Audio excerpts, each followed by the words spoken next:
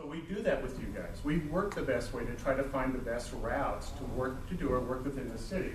We worry about utilities. We'll work with your guys, the city engineers, hand in hand to try to find where the utilities are and help them out. So there's city laws and federal laws and landowner rights that we recognize. So those are all very important pieces. So then here's the most important thing I want to talk about today about the safety side of the city and the residents. We generate an engineering report when we conduct seismic surveys in an urban area. And this engineering report, what it does is it measures how dirt moves. That's literally it. Because we measure that, the federal government has a federal guideline for how dirt moves when we conduct operations. And mostly it's for things like mining, really heavy earth-moving situations, but we adhere to that. So the federal government guides us and says, all right, well, you tell us, seismic company, through this engineering testing, what moving dirt is. And that moving dirt is what affects things like pipelines or water wells or foundations. The federal government's got a guideline for that. If we stay under that federal guideline time and time and time again, we know we're fine. And we've proven it.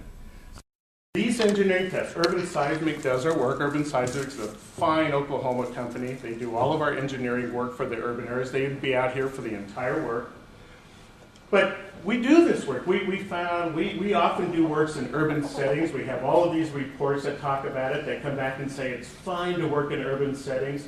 Here's where we set up a house and did all this urban work, and we monitored the house, and the conclusion that came out of this was weather affected the house more than we ever did. So we're very conscious of this. We produce all of these reports.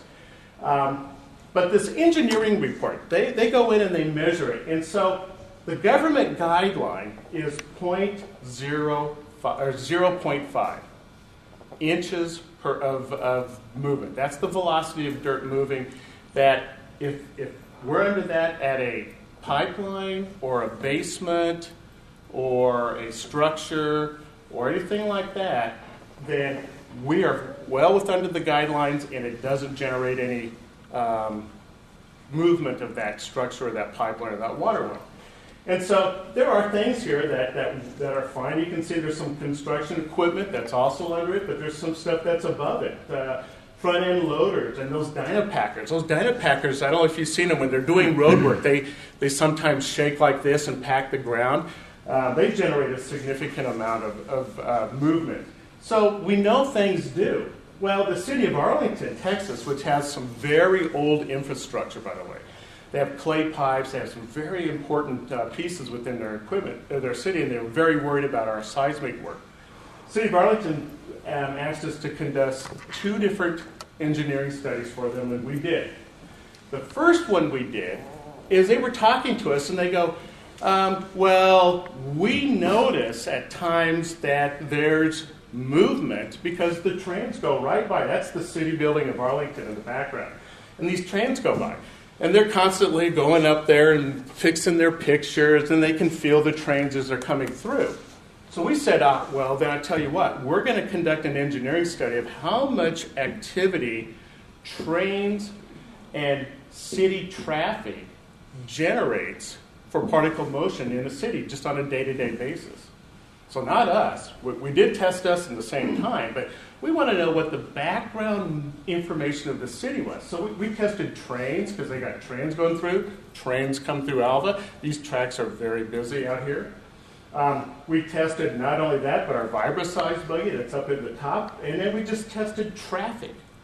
So these are 18-wheelers moving. These are trash trucks. These are cars. The result of that testing was, this is our equipment. This is what they tested and found out in that situation with our equipment. The federal guidelines, the very top 0.5. That's the federal guideline. We impose as a seismic company lower than that standard, 0.35, because we want to be sure we're well under that government standard. So we impose immediately a 0.35 standard. But in urban areas, we do half of the federal guideline. We do 0.25. So that 0.25 is a very critical point for us. That's what we're focusing on, not the federal guideline, but half of the federal guideline. And our VibraSize equipment, as you can see, one of them generated about 10 feet away, a little bit over our self-imposed 0.25 guideline. Never made it to the 0.35 that we typically use in the area, and is well below the federal guidelines. And all the rest of it, it's distance away from the building that way. And within 20, 30 feet, we're all immediately under our imposed guideline, and we don't even touch the federal guideline. So you can see we're trying to even be as safe as possible by doing that.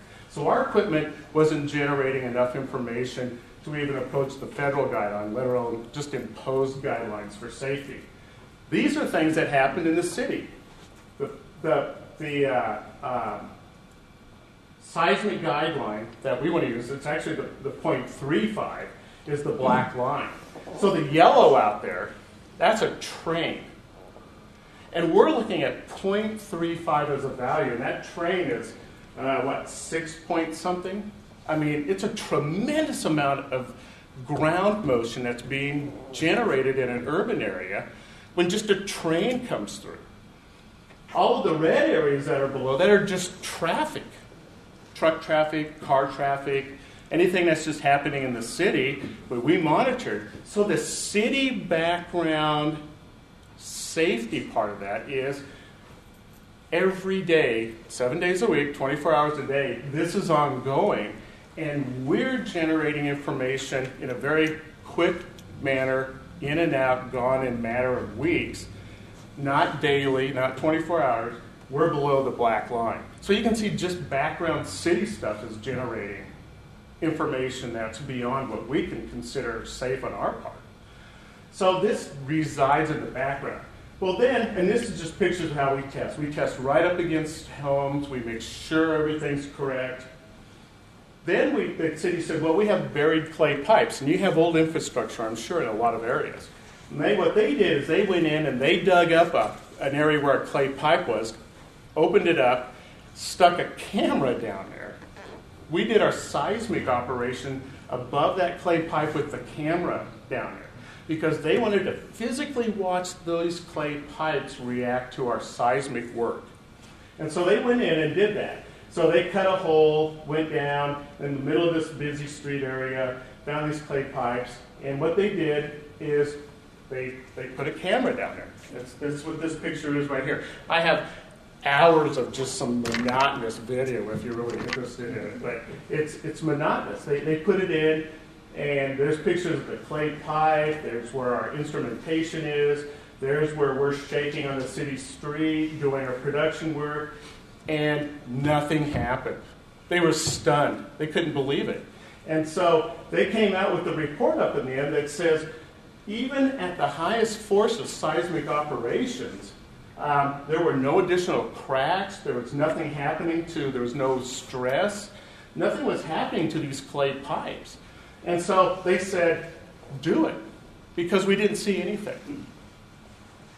So this was the convincing report to the city of Arlington that we also used in talking with the city of Douglas because they had clay pipes, and we successfully acquired the 3D over their area as well. So what I'm saying again is that there are city day-to-day adventures that go on that generate sound waves that are far beyond the expectation of anything we could ever do. Which is almost kind of, I sit back and I go, oh gosh, really?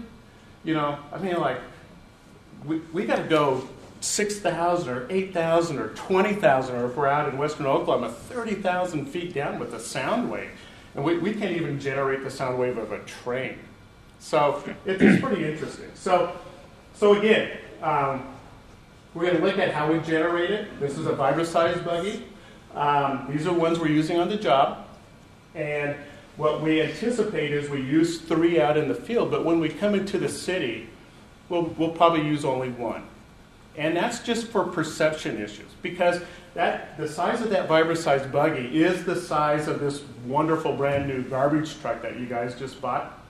It's about the same size, about the same width, and in its operation, it also generates about the same sound decibel that we also often make that comparison to when the garbage truck is doing its compaction, and that's the time the hydraulics are at its highest. So in terms of decibels of sound, it's generating possibly that sound, but that's in some of the older ones, it's actually a higher sound. So that's what you'll anticipate, right? Is that information? What it does is that pad right there, which has a neoprene pad underneath it, and this is some of the things we found out in the city of Fort Worth and Arlington, the airport, DFW we shot, that this pad goes underneath, and when it touches the cement or the street or the asphalt of the street, it protects it. So it doesn't rough it up or doesn't scuff it up. And that's what actually puts the sound waves into the ground. Out of that whole large machine, that's what puts the sound wave into the ground. So we protect everything because we neoprene pad the metal part of that base plate so that when it touches the cement, it's protected. So here's a little story, just a quick movie that, I don't think can we A group of 4 or 5 vibro-sized trucks are used on a job site following the path laid out by the survey crew. The trucks may travel side by side or single file, according to the wishes of the landowner. After the trucks are in place, drivers lower mechanical pads onto the ground surface. Then, the truck's hydraulic system vibrates the pad at specific frequencies. All of the trucks vibrate simultaneously, usually completing the work at each source location in a matter of minutes. When the pads are raised, the trucks are driven off to repeat the process at the next site. The vibro-size method is so mild that the sound waves can be generated very close to buildings and pipelines without causing damage. And that's true. I mean, we find that time and time again historically. So here are pictures of in some of the urban areas. Here we are by Best Western, and here we are in a community. The thing I want to really point out as we go through a few of these pictures is some really important things. We are we do have guides. We will look to possibly the law enforcement community for off-time help to help protect not only us but the community as we're coming through the area. So we have rear and front support help, escort help. We do have some guide folks that are guiding people through the area as we're doing it. So as this vehicle is moving through, it will be escorted. It will have protection not only for us but for the public as well, so they can see what's going on. And we do like to use local law enforcement agencies because it helps them out a little bit too, right? I mean, it's a little bit extra help when they're off duty, but it helps the community that's that when they see that, and it's really reassuring as well. So, but. Here we are again, where it's all documented. It's very visible. People see exactly what's going on. We do it during work hours. We do no nighttime work. So we're doing it while folks are at work, and when it's nighttime or as the rush, the time coming home starts to happening, we will stop. So we're not working over the dinner hour or evening hours. So we try to be sure if we're in school zones, we'll wait till after the schools have opened and everybody, all the kids are in place. So if we have to go through a school area, it's not during an active time of the school zone. So we try to be as safe as we can as you continue to see these pictures. This is the iconic one. We were actually on DFW Airport when we shook the airport, which with our vibro-sized buggies, and we were nothing. I mean, they sort of, compared to an 890,000 pound plane, we were like nothing. So we shook everything that we put the guys out there in every possible place that we could. Listening for that echoes of geophone. The one in the hand is exactly what it looks like. What that geophone will look like in the ground is it'll sit in the ground and that's it.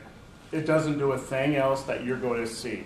But it's a tremendous piece of equipment. It can sense people walking. It can see vehicles driving. It can see rain coming down. It senses the wind. It's a very, very delicate instrument, but it'll just sit there in the city right away or right on the curb of the yard, and it just sits there.